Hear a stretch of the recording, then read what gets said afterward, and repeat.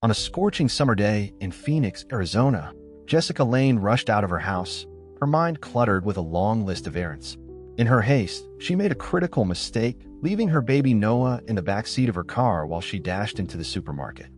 The oppressive heat bore down on the vehicle, turning it into a potential death trap. Jessica, overwhelmed by her responsibilities, convinced herself she'd only be gone for a few minutes. Meanwhile, Mike Thompson, a middle-aged man battling his own demons, walked past the store.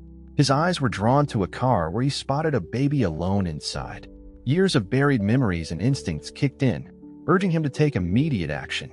Without hesitation, he approached the vehicle, his heart racing as he assessed the situation. Realizing the gravity of the circumstances, Mike called the fire department. As he waited for help to arrive, he attempted to break the car window, his actions drawing the attention of passers-by. A small crowd began to form, their murmurs of concern growing louder with each passing moment. The tension in the air thickened as Noah, feeling the effects of the heat, began to cry. The scene quickly escalated.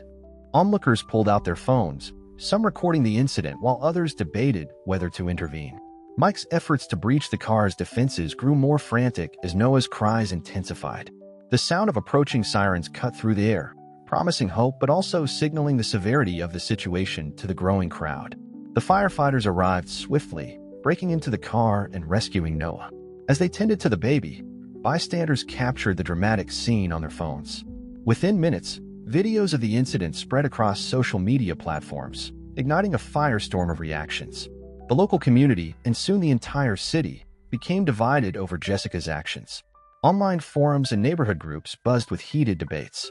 Some expressed sympathy for Jessica, acknowledging the pressures of motherhood, while others called for severe consequences. The incident quickly became a focal point for discussions on parental responsibility and child safety.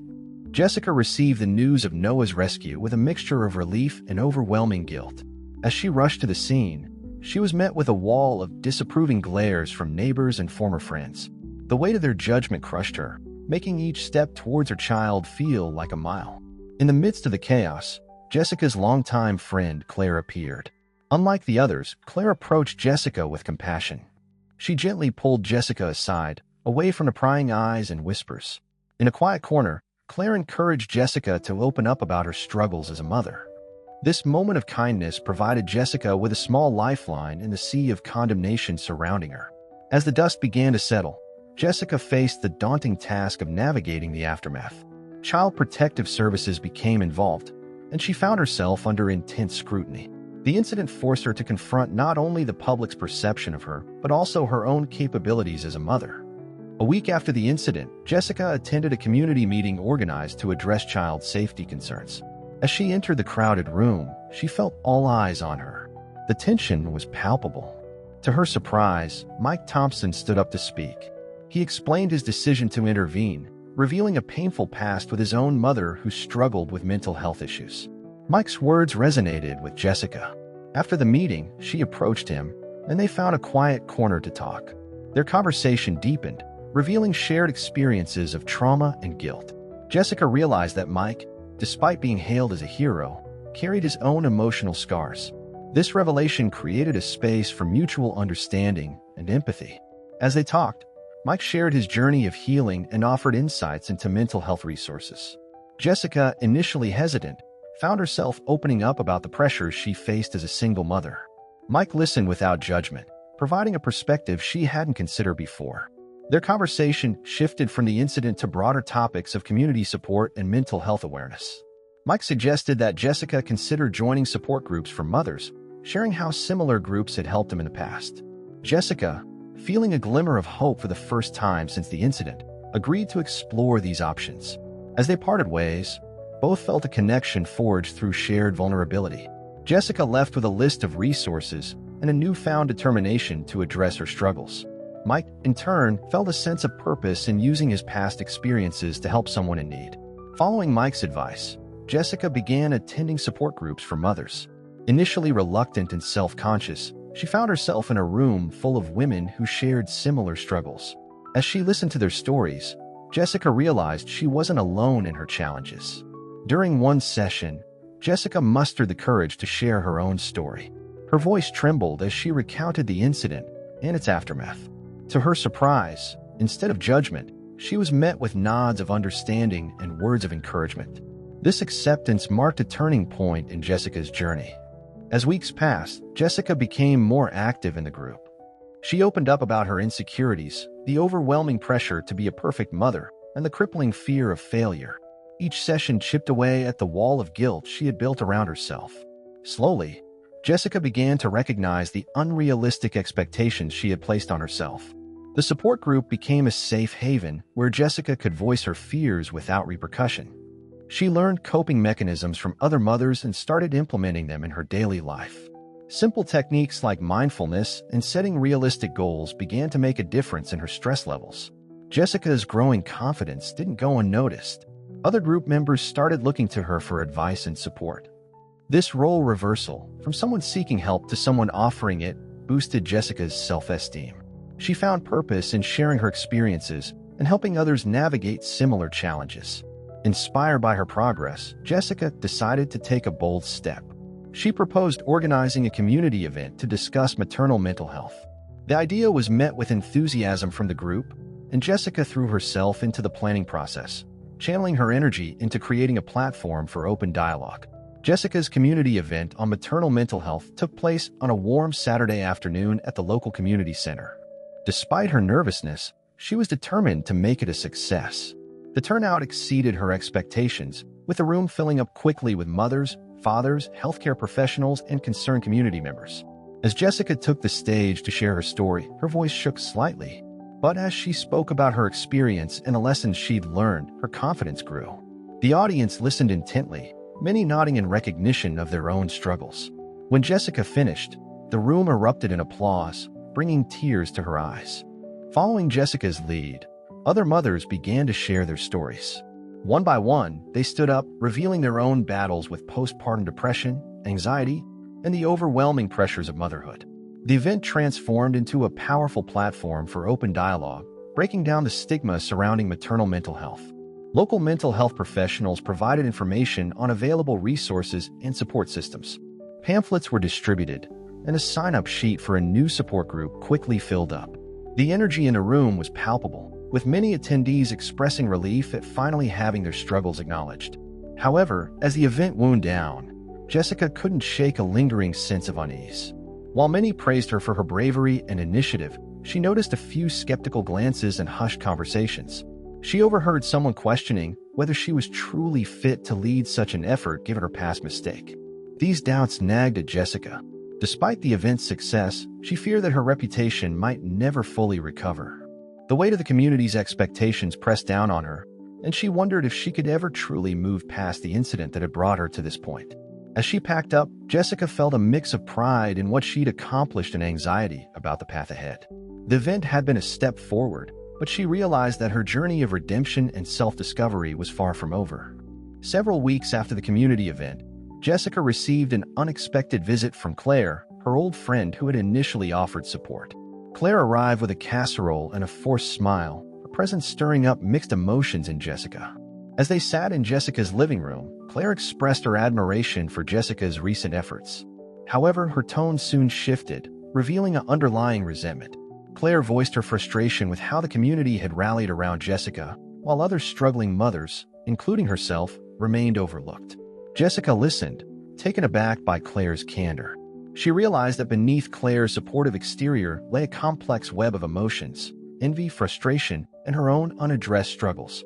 The conversation became tense as Claire hinted at past incidents that could potentially tarnish Jessica's newfound reputation. As Claire spoke, Jessica felt a growing unease. She recognized that Claire's words stemmed from her own pain, but they also posed a threat to the progress she had made. Jessica found herself torn between empathy for her friend and self-preservation. During this tense exchange, Jessica received a text from Mike. He suggested meeting up to discuss her progress and offered words of encouragement. His message reminded Jessica of their earlier conversations about forgiveness and redemption.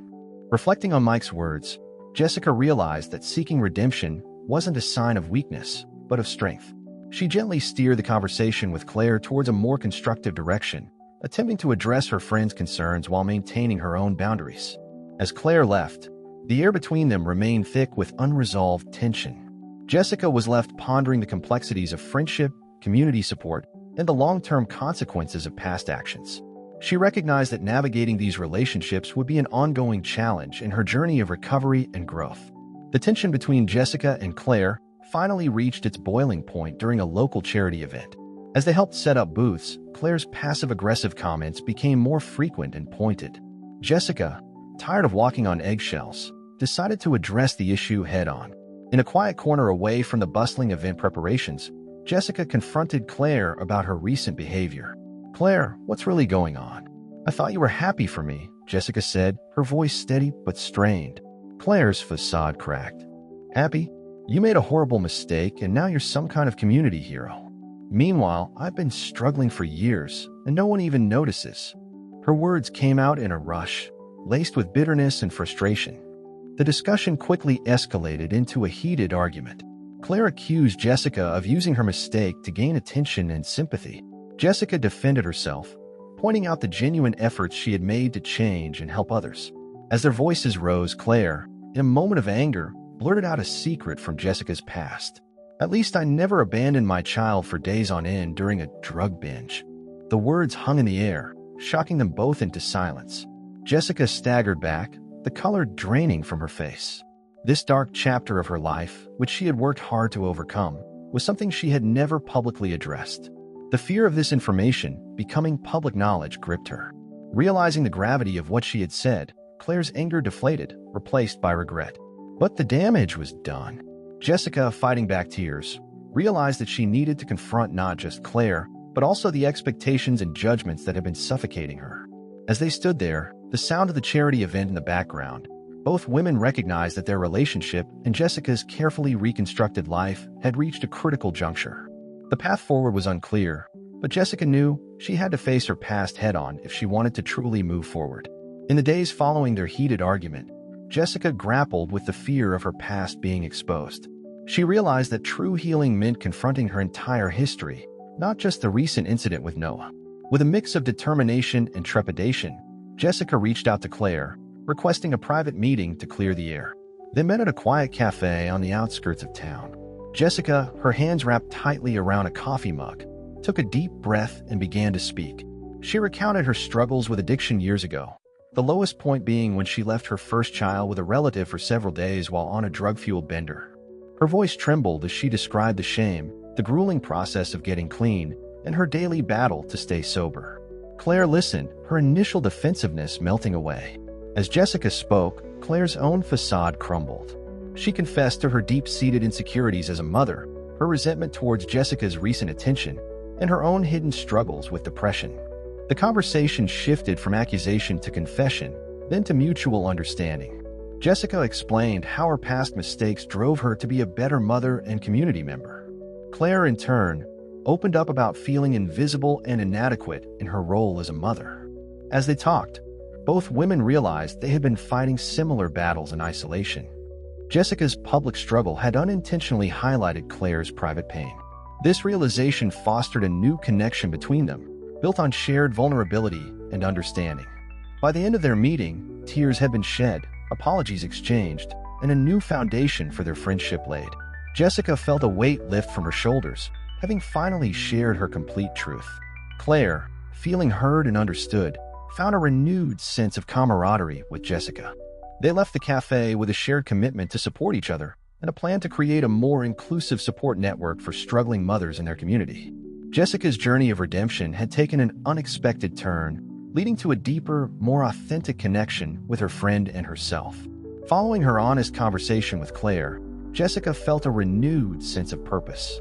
She decided to use her experiences, both past and present, to create a more inclusive and understanding community for mothers. With Claire by her side, Jessica began to reshape her advocacy work. Jessica approached the local community center with a proposal for a comprehensive support program for mothers. Drawing from her own journey, she emphasized the importance of addressing not just recent struggles, but also past traumas and ongoing challenges. The center, impressed by her initiative and Claire's support, agreed to provide space and resources. As word spread about the new program, Jessica found herself becoming a respected voice in the community. Mothers from various backgrounds began reaching out, sharing their own stories of struggle and resilience. Jessica's openness about her past addiction and recent mistake with Noah created an environment where others felt safe to be vulnerable. Mike, true to his supportive nature, offered his expertise in mental health to the program. He conducted workshops on coping mechanisms and self-care, complementing Jessica's peer support approach. Their collaboration deepened their connection, evolving into a partnership based on mutual respect and shared goals. The program quickly gained traction. Weekly meetings became a safe haven for mothers to share their experiences without fear of judgment. Jessica and Claire worked together to ensure that every voice was heard, from new mothers struggling with postpartum depression to those battling long-term challenges. As the program grew, Jessica found herself at the center of a supportive network she had once only dreamed of. Her journey from isolation to community leader inspired others to seek help and offer support. Local media began to take notice, highlighting the program's positive impact on the community. Despite her growing confidence in the program's success, Jessica still grappled with doubts about her past. She wondered if she truly deserved the trust and admiration she was receiving. These lingering insecurities served as a reminder of her ongoing journey of self-acceptance and growth. As Jessica's support program gained momentum, it attracted wider attention. During a well-attended community meeting, a new face appeared in the crowd. He introduced himself as Daniel Reeves, the journalist known for his provocative reporting style. Jessica felt a twinge of unease as she noticed him taking notes throughout the session. The meeting proceeded smoothly until the Q&A portion. Daniel stood up, his demeanor suddenly shifting from observer to interrogator. He began by praising Jessica's efforts, but his tone quickly turned accusatory as he revealed he had been investigating both Jessica and Mike's backgrounds. Daniel proceeded to expose details about Mike's past that had been kept under wraps. He revealed that Mike had a criminal record, including a stint in prison for fraud and allegations of domestic violence that were later dropped. The room fell silent as Mike, visibly shaken, struggled to respond. The journalist then turned his attention to Jessica, hinting at her history of addiction and questioning her qualifications to lead a support group. The atmosphere in the room grew tense as community members began to whisper among themselves, their trust visibly shaken. Jessica, caught off guard, felt her world tilting. She looked at Mike, seeing the pain and shame in his eyes, and made a split-second decision. Instead of distancing herself from him, she stood up and addressed the room. With a steady voice, Jessica acknowledged her past struggles with addiction and her recent mistake with Noah. She then defended Mike, emphasizing how people can change and the importance of second chances. Her honesty and unwavering support for Mike resonated with many in the audience. As the meeting adjourned in a flurry of discussions, Jessica realized that this crisis was an opportunity to demonstrate the very principles of acceptance and growth that her program advocated. The community's reaction was mixed. Some applauded her transparency, while others expressed concern about Mike's involvement. In the days that followed, Jessica worked tirelessly to address the concerns raised, organizing open forums and one-on-one meetings with community members. She invited Mike to share his full story, fostering an environment of honesty and redemption. This challenging period ultimately strengthened the program's foundation, as it practiced the principles of acceptance and support it preached. Jessica emerged as a leader who could navigate complex situations with integrity, while Mike faced the consequences of his past actions but found support in his journey towards redemption. The final twist revealed that true growth comes from accepting the flaws in ourselves and others. Jessica's unwavering commitment to this principle not only saved the program, but also deepened the community's understanding of redemption and second chances.